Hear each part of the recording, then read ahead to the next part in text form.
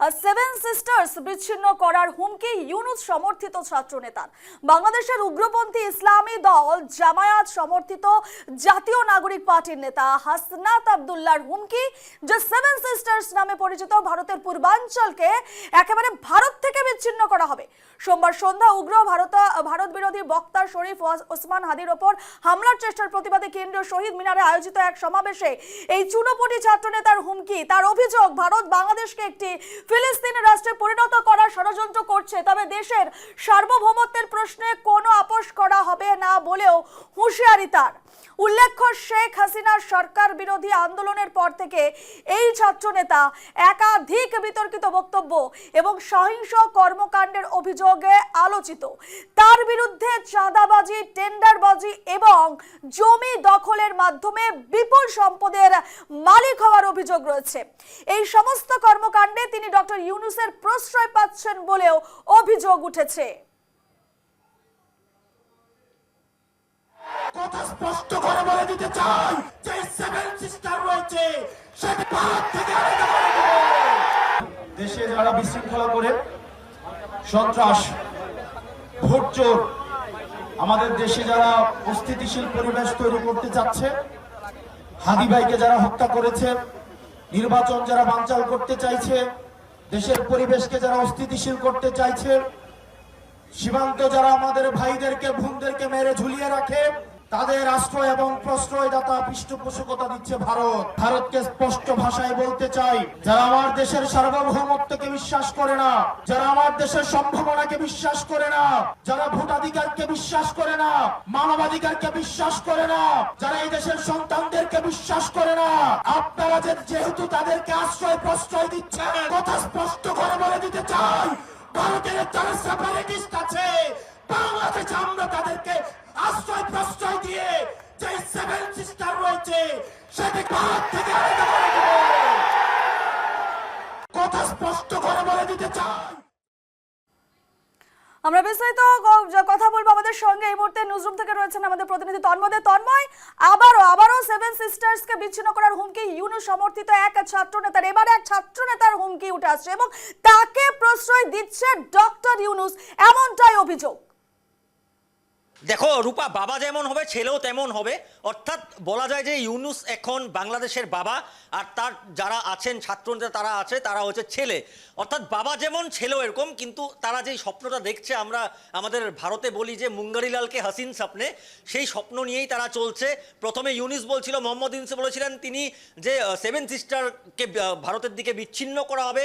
আজ সেই ছাত্রনেতা, যে 5 টাকা বাদামের প্যাকেট সাইজের যে ছাত্রনেতা হাসনাত আব্দুল্লাহ, কাল একটা অনুষ্ঠানে হাসনাত আব্দুল্লাহ বলেছে যে বাংলাদেশকে, যে ভারতের যে উত্তর পূর্ব রাজ্যগুলো আছে সেভেন সিস্টার, সেটাকে কিন্তু বিচ্ছিন্ন করা হবে। এখন প্রশ্ন উঠছে যে এই হাসনাত আব্দুল্লাহ কথাটা কেন বললো, তার উপরে কার আশীর্বাদ? আর আশীর্বাদ কার সেটা সবাই জানে, সেটা হচ্ছে মোহাম্মদ ইউনূসের।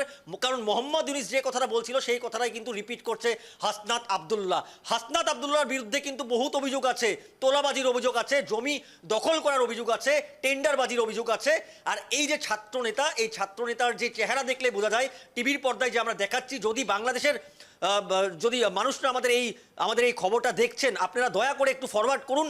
এই যে ছাত্রনেতা, তাকে ছাত্রনেতা বলতেও এখন লজ্জা হচ্ছে, সেই ছাত্রনেতাকে এই ভিডিওটা দেখান যে আমরা তাকে নিয়ে আমরা কি আলোচনা করছি, বা ভারতবর্ষের লোক বা যারা বাঙালি তারা কি আলোচনা করছে। কারণ এখন এই যে বাংলাদেশের যে পরিস্থিতি, সেই পরিস্থিতি তাদের এখন, আমি আবার বলবো যে বাংলাদেশের যেই অবস্থা এখন, সেই অবস্থাতে কে কি বলছে, কে কখন কি করছে, তাদের কোনো ঠিক নেই।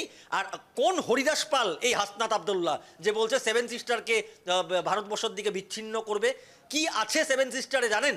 আর সেভেন সিস্টারে যদি বিচ্ছিন্ন করতে হয়, বাংলাদেশের কোনোদিন, বাংলাদেশের এই এখন কি বাংলাদেশ আজ দিকে 50 বছর পরও পারবে না। কারণ বাংলাদেশ যার সাহায্যতে চলছে, সেটা হচ্ছে, সবাই জানে কোন দেশের সাহায্যতে চলছে, আর সেই দেশ যে এখন কাঙ্গাল এটাও সবাই জানে। আর বাংলাদেশের কাছে কি আছে, ভারতের কাছে কি আছে, এটা আমাদের কোনো এখন সেটা বলার কোনো প্রয়োজন নেই। এটা পুরো বিশ্ববাসী জানে বাংলাদেশের কাছে কি আছে। যখন রাশিয়ার যখন প্রেসিডেন্ট যখন পুতিন ভারত সফরে আসে, তখন থরথর করে কাঁপে পাকিস্তান, বাংলাদেশ। আর তাদের কাছে যখন পাকিস্তানের দিকে যখন সেই যে আমি আবার বলবো যে এই ছোট ছোট নেতারা যখন যায়, তখন ভাবে তারা ভারত কাঁপছে। কিন্তু কি জবাব দিয়েছে ভারত পাকিস্তানকে বা ভারত বাংলাদেশকে, সেটা সবাই জানে। অর্থাৎ এই যে এদের মতন লোকদের কথা নিয়ে আলোচনা করতে হয় না, কিন্তু আমরা করতে বাধ্য হয়েছি, কারণ সেভেন সিস্টার নিয়ে বারবার প্রশ্ন উঠছে, সেভেন সিস্টার দিকে তাদের বারবার নজর। কিন্তু তারা একটা জিনিস ভুলে যাচ্ছে যে বাঘের মুখে হাত দিতে যাচ্ছে বিড়ালের মাসি, সেটা কিন্তু কোনোদিন সম্ভব না। একদমই তন্ময়, বাংলাদেশের দিকে যদি আমরা দেখি, বাংলাদেশ আর্থিক দিক থেকে হোক, অর্থাৎ অর্থ সামাজিক দিক থেকে হোক, সামরিক দিক থেকে হোক, সামাজিক দিক থেকে হোক, সবকিছুর ক্ষেত্রে কিন্তু বাংলাদেশ ভারত থেকে অনেক পিছিয়ে। সে জায়গায় দাঁড়িয়ে এই ধরনের ছাত্র নেতার একেবারে যে হুঁশিয়ারি, সেই হুঁশিয়ারি যে কতটা তাৎপর্যপূর্ণ তা বলা বাহুল্য। কারণ তাদের এই ধরনের হুঁশিয়ারি কোনো মানেই রাখে না, ভারতের দিকে তো কোনো মানে রাখে না, কারণ ভারত বাংলাদেশ থেকে অনেক এগিয়ে রয়েছে সমস্ত দিক থেকে। রূপা দেখো, সেটা জ্ঞান থাকলে একজন ছাত্রনেতা হয়ে এইভাবে একটা মঞ্চের মধ্যে এই কথা বলে না। যদি উনার জ্ঞান আছে, হয়তো নেই, তাই আজ এইভাবে কথা বলছে। আর সবচেয়ে বড় কথা, এই হাসনাত আব্দুল্লাহ, এই যে আমি বলছিলাম যে 5 টাকা বাদামের প্যাকেটের সাইজের হাসনাত আব্দুল্লাহ, এই হাসনাত আব্দুল্লাহর কথা কিন্তু বাংলাদেশের প্রতিজন জানে।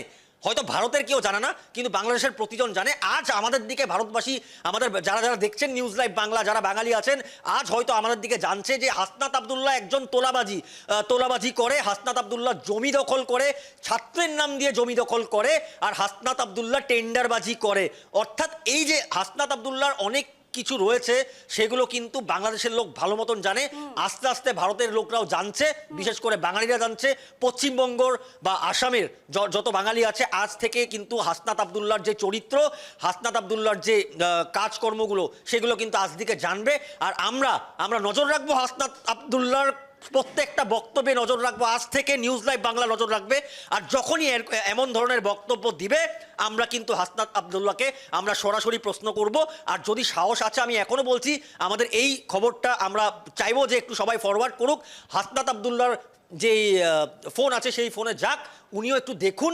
আর যদি উনার সৎসাহস আছে, আমাদেরকে সেই প্রশ্নগুলোর উত্তর দিন। আর যদি উত্তর নেই ওনার কাছে, তাহলে এই ধরনের মন্তব্য। বাংলায় একটা প্রবাদ আছে তন্ময়, ফুটো কলসির শব্দ বেশি। সে জায়গায় দাঁড়িয়ে তাদের এই যে হুঙ্কার একেবারে ব্যর্থ পরিণত হবে, এবং তাদের এই যে হুঁশিয়ারি একেবারে অকেজো, তা কিন্তু একেবারে যে আমরা যদি অতীত দেখি, সে তার কিন্তু প্রমাণ আমরা পেয়ে গেছি।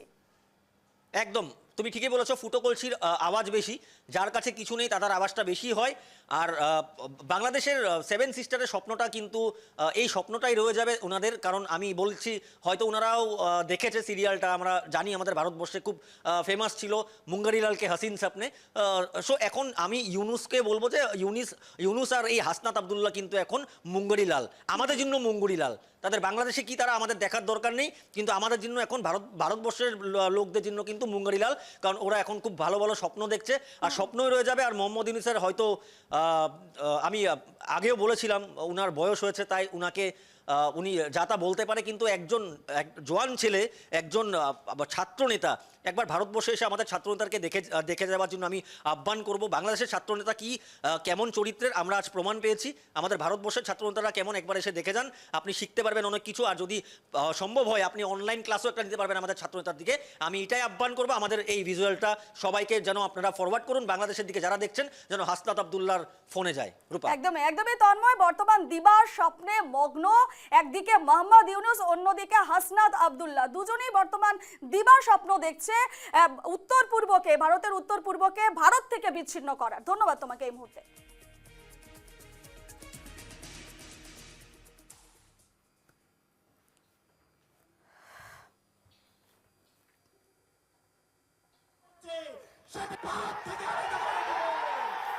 দেশে যারা বিশৃঙ্খলা করে